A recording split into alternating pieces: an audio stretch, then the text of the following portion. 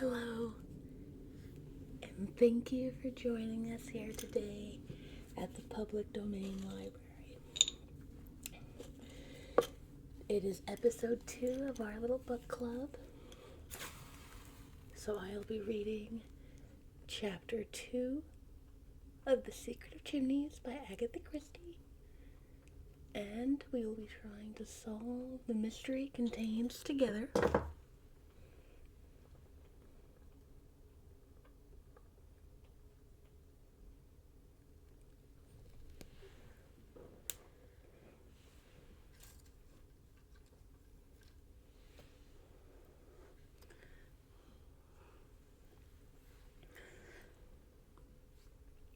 I guess I'm not meant to have the candle going today, but that is fine.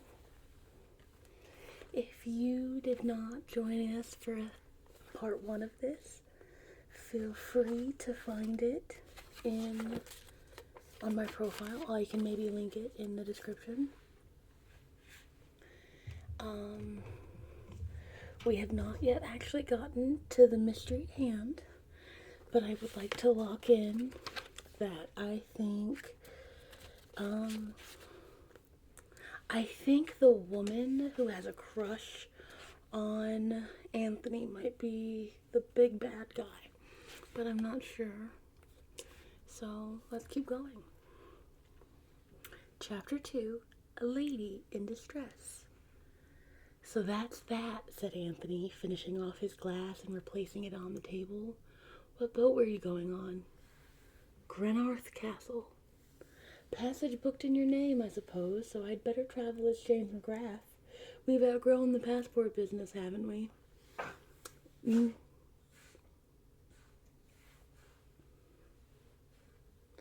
second, my dog has the sniffles.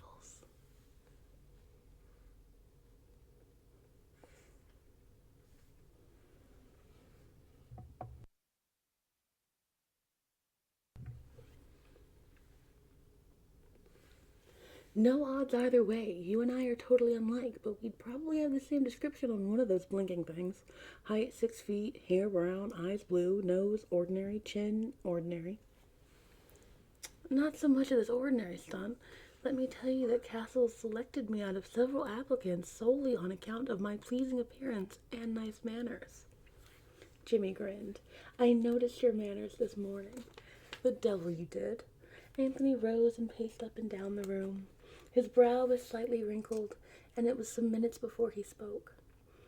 Jimmy, he said at last, Stipletitch died in Paris. What's the point of sending a manuscript from Paris to London via Africa? Jimmy shook his head helplessly. I don't know. Why not do it up in a nice little parcel and send it by post? Sounds a damn sight more reasonable, I agree. Of course, continued Anthony, I know that kings and queens and government officials are prevented by etiquette from doing anything in a simple, straightforward fashion, hence king's messengers and all that. In medieval days, you gave a fellow a signet ring as a sort of open sesame. The king's ring. Pass, my lord. And usually it was the other fellow who had stolen it. I always wonder why some bright lad never hit on the expedient of copying the ring, making a dozen or so, and selling them at 100 ducats apiece. They seem to have had no initiative in the Middle Ages. Jimmy yawned.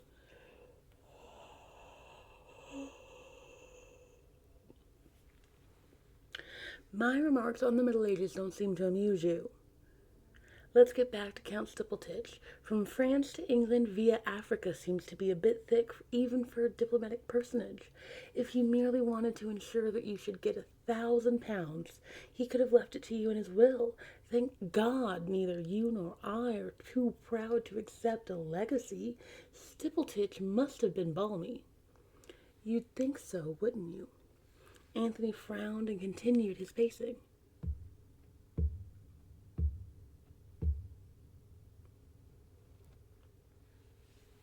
Have you read the thing at all? He asked suddenly. Read what? The manuscript. Good Lord, no. What do you think I want to read a thing of that kind for? Anthony smiled. I just wondered, that's all. You know, a lot of trouble has been caused by memoirs, indiscreet revelations, that sort of thing. People who have been closed as an oyster all their lives seem positively to relish causing trouble when they themselves shall be comfortably dead. It gives them a kind of malicious glee, Jimmy. What sort of man was Count Stipletich? You met him and talked to him. You're a pretty good judge of raw human nature. Could you imagine him being a vindictive old devil? Jimmy shook his head. It's difficult to tell, you see. That first night he was distinctly canned, and the next day he was just a high-toned old boy with the most beautiful manners overwhelming me with compliments till I didn't know where to look. And he didn't say anything interesting when he was drunk? Jimmy cast his mind back. Excuse me, sorry about that. Wrinkling his brow as he did so.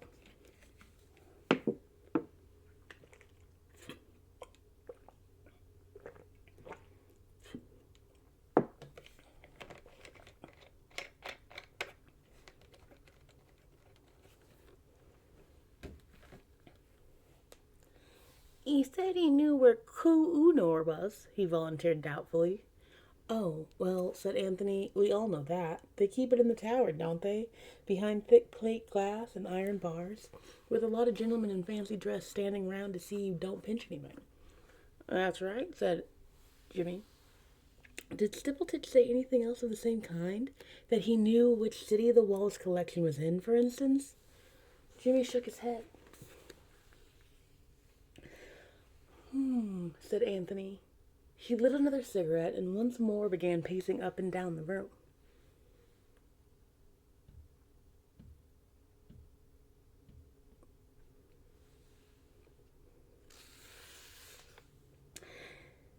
You never read the papers, I suppose, you heathen, he threw out presently. Not very often, said McGrath simply. They're not about anything that interests me as a rule. Thank heaven I'm more civilized. There have been several mentions of Slovakia lately, hints at a royalist restoration. Nicholas the Fourth didn't leave a son, said Jimmy, but I don't suppose for a minute that the Obolovich dynasty is extinct. There are probably shoals of young'uns knocking about, cousins and second cousins and third cousins once removed. So that there wouldn't be any difficulty in finding a king? Not in the least, I should say, replied Jimmy. You know, I don't wonder at their getting tired of Republican institutions. A full-blooded, virile people like that must find it awfully tame to plot at presidents after being used to kings. And talking of kings, that reminds me of something else old Stipletich let out that night. He said he knew that the gang that was after him. They were King Victor's people, he said. What? Anthony wheeled around suddenly. A slow grin widened upon McGrath's face. Just a mite excited, aren't you, Gentleman Joe? He drawled. Don't be an ass, Jimmy. You've just said something rather important. He went over to the window and stood there looking out. Who is this King Victor, anyway? Demanded Jimmy. Another Balkan monarch? No, said Anthony slowly. He isn't that kind of a king. What is he, then? There was a pause, and then Anthony spoke. He's a crook, Jimmy. The most notorious jewel thief in the world. A fantastic, daring fellow, not to be daunted by anything. King Victor was the nickname he was known by in Paris. Paris was the headquarters of his gang. They caught him there and put him away for 7 years on a minor charge. They couldn't prove the more important things against him. He'll be out soon. Or he may be out already. Do you think Count Stipletich had anything to do with putting him away? Was that why the gang went for him? Out of revenge? I don't know, said Anthony. It doesn't seem likely on the face of it. King Victor never stole the crown jewels of Czechoslovakia as far as I've heard. But the whole thing seems rather suggestive, doesn't it? The death of Stipletich, the memoirs, and the rumors in the papers. All vague but interesting. And there's a further rumor to the effect that they've found oil in Czechoslovakia. I have a feeling in my bones, James, that people are getting ready to be interested in that unimportant little country. That sort of people. Financiers in city offices. What are you driving with all this? Trying to make an easy job difficult, that's all. You can't pretend there's going to be any difficulty in handing over a simple manuscript at a publisher's office. No, said Anthony regretfully. I don't suppose there'll be any difficult. I don't suppose there'll be anything difficult about that.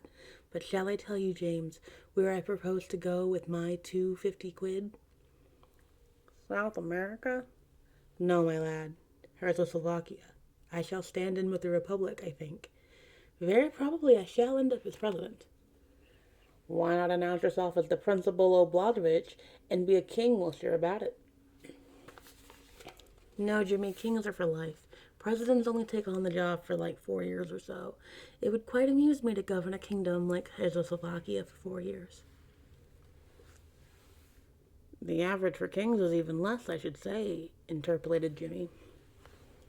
It will probably be a serious temptation to me to embezzle your share of the £1,000. You won't want it, you know, when you get weighed back. When you get back weighed down with nuggets. I'll invest it for you in Czechoslovakian oil shares, you know, James. The more I think of it, the more pleased I am with this idea of yours. I should never have thought of Czechoslovakia if you hadn't mentioned it. I shall spend one day in London collecting the booty, and then away by the Balkan Express. You won't get off quite as fast as that. I didn't mention it before, but I've got another little commission for you. Anthony sank into a chair and eyed him severely. I knew all along you were keeping something dark. This is where the catch comes in. Not a bit. It's just something that's got to be done to help a lady. Once and for all, James, I refuse to be mixed up in your beastly love affairs. It's not a love affair. I've never seen the woman. I'll tell you the whole story. If I've got to listen to one more of your long, rambling stories, I shall have to have another drink. His host complied hospitably with this demand, then began the tale. It was when I was up in Uganda. There was a Dago there whose life I had saved. If I were you, Jimmy, I should write a short book entitled Lives I Have Saved. This is the second I've heard of this evening. Oh, well, I didn't really do anything this time. Just pulled the Dago out of the river. Like all Dagos, he couldn't swim. I don't know what that word means, and I'm quite afraid that it is some kind of slur. So I'm not loving that. I'm really not loving that. I'm not sure what that means. I don't have access to Google. But I feel like we're slurring black people. Like, I straight up feel like this is a slur.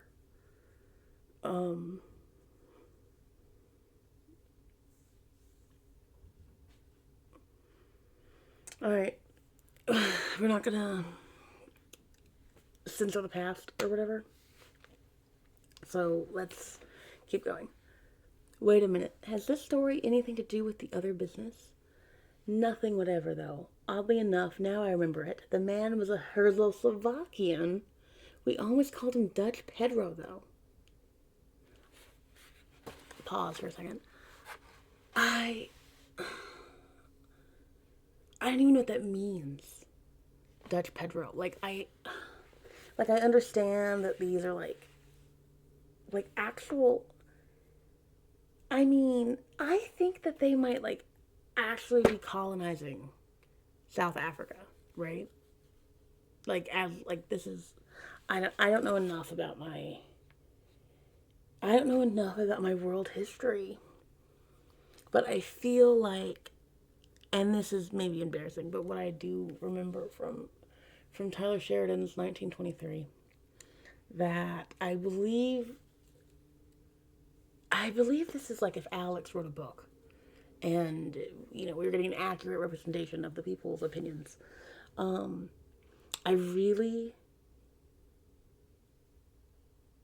I don't want to be slurring my own race. I don't want to be slurring anyone's race.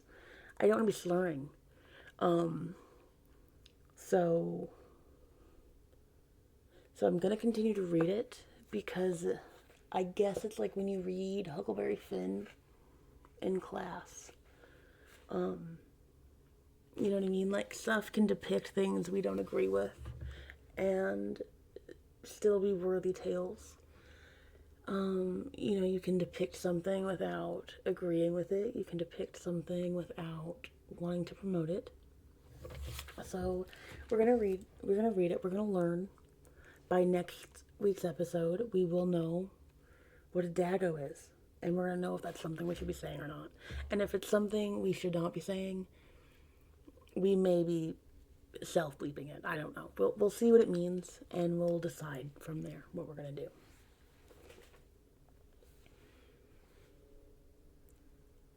Anthony nodded indifferently. Any name's good enough for a dago, he remarked. Get on with the good work, James. Well, the fellow was sort of grateful about it. Hung around like a dog. About 6 months later, he died of fever. I was with him. Last thing, just as he was pegging out, he beckoned me, and he whispered some excited jargon about a secret, a gold mine. I thought he said, shoved an oilskin packet into my hand, which he'd always worn next to his skin. Well, I didn't think much of it at the time. It wasn't until a week afterwards that I opened the packet. Then I was curious, I must confess. I shouldn't have thought that Dutch Pedro would have had the sense to know about a gold mine when he saw it, but there's no accounting for luck. And at the mere thought of gold, your heart beat pitter-pat, as always, interrupted Anthony. I was never so disgusted in my life. Gold mine, indeed. I dare say it may have been a gold mine to him, the dirty dog. Do you know what it was? A woman's letters. Yes, a woman's letters, and an Englishwoman at that. The skunk had been blackmailing her, and he had the impudence to pass on his dirty bag of tricks to me. I like to see your righteous heat, James, but let me point out to you that dagos will be dagos. He meant well. You had saved his life. He bequeathed to you a profitable source of raising money. Your high-minded British ideals did not enter his horizon. Well, what the hell was I to do with the things, Burnham? That's what I thought at first, and then it occurred to me that there would always be that poor dame, not knowing they'd be destroyed, and always living in a quake and a dread lest that dago should return up again one day. You've more imagined than I gave you credit for, Jimmy, observed Anthony, lighting a cigarette.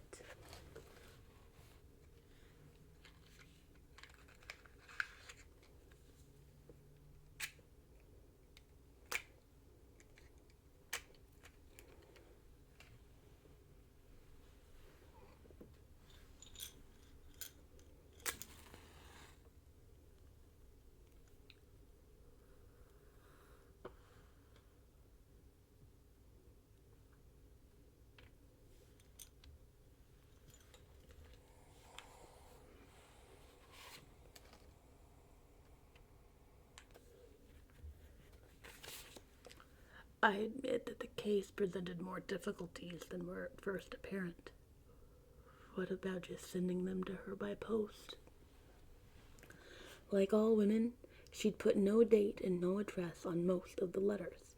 There was a kind of address on one, just one word. Chimneys. The secret of the Chimneys.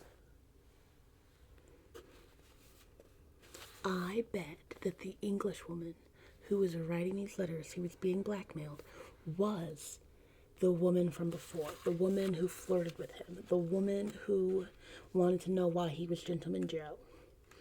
I'm looking back to see what her name was.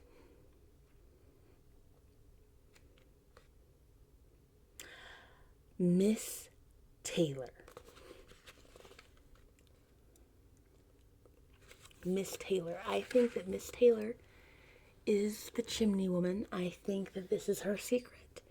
And I don't know. I don't know anything else, but that's what I think. I think it's Miss Taylor. I'm locking in Miss Taylor. It is page 19. I'm locking in Miss Taylor. I had locked it in before we started. I had locked it in at the start of this chapter. I had locked it in at page 13. It's been 6 pages. I'm staying locked. I'm locking in on Miss Taylor. Final answer, Miss Taylor.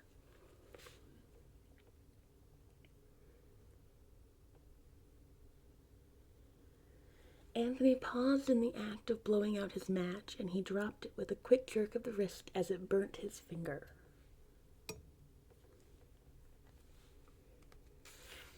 Chimneys? That's rather extraordinary. Why, do you know it?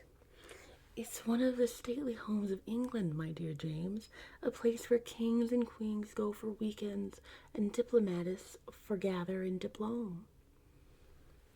That's one of the reasons why I'm so glad that you're going to England instead of me. You know all these things, said Jimmy simply. A josser like myself in the backwoods of Canada would be making all sorts of bloomers, but someone like you who's been to Eton and Harrow. Only one of them, said Anthony modestly, will be able to carry it through. Why didn't I send them to her, you say? Well, it seemed to me dangerous. From what I could make out, she seemed to have a jealous husband. Suppose he opened the letter by mistake. Where would the poor dame be then? Or she might be dead. The letters looked as though they'd been written some time.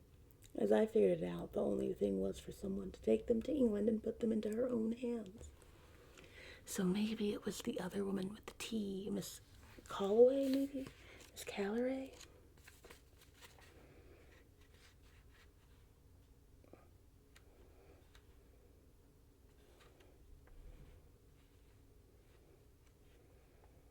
Miss Caldecott. Maybe it's Miss Caldecott. She's married.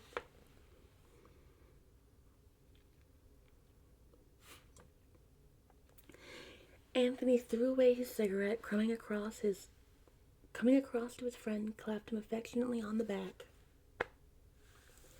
You're a real knight-errant, Jimmy, he said, and the backwoods of Canada should be proud of you. I shan't do the job half as prettily as you would. You'll take it, then? Of course. McGrath rose and, going across to a drawer, took out a bundle of letters and threw them on the table.